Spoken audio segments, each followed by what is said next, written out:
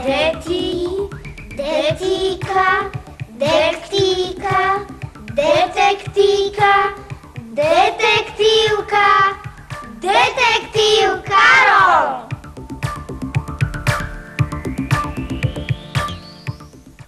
Karolko, prosím ťa, predstav si. Stala sa vražda a títo tvoji lapaji sa z toho smejú, nemajú... Počkaj, babka Straková. Teta Straková. Dobre teda, teta Straková. Ak je pravda, čo ste povedali, musíme zavolať bezpečnosť. Netreb, prosím ťa. Bezpečnosť. Akú bezpečnosť? Bezpečnosť predsa kocúrov a mačky nevyšetruje. Prosím? Akých kocúrov, aké mačky? Veď ste spomínali vraždu.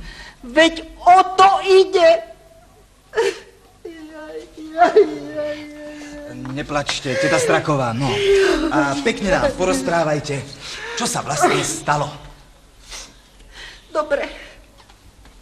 Včera, hneď po obede, som odišla z domu na nákup. Môjho drahého kocúrika Murka som zavrela do izby.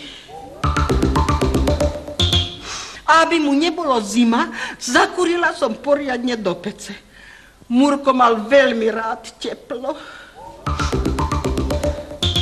Na ceste z obchodu som stretla susedu a trošku sme spolu klebetili. Pardon.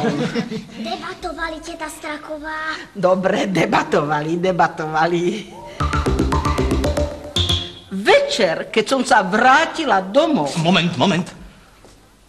Hovorili ste, že ste odišli po obede a domov ste sa vrátili až večer? No, tak suseda ma pozvala k sebe na kávičku, tak som sa zdržala do večera. Čiže z domu ste boli pred 4 až 5 hodín.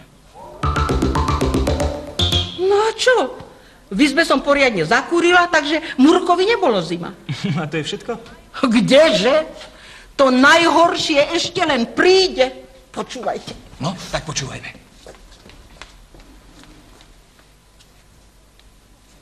Len čo som vošla, otvorila som dvere do izby a skoro som odpadla.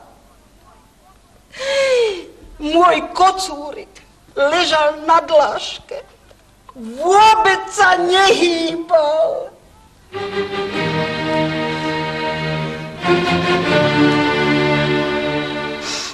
Možno ho niekto otrávil.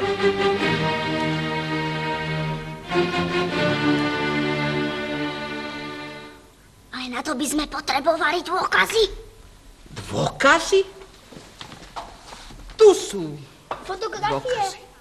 No ja neviem, no ten váš blesk povedal, že toto sú dôkazy. Sama som ho prosila, aby všetko vyfotil.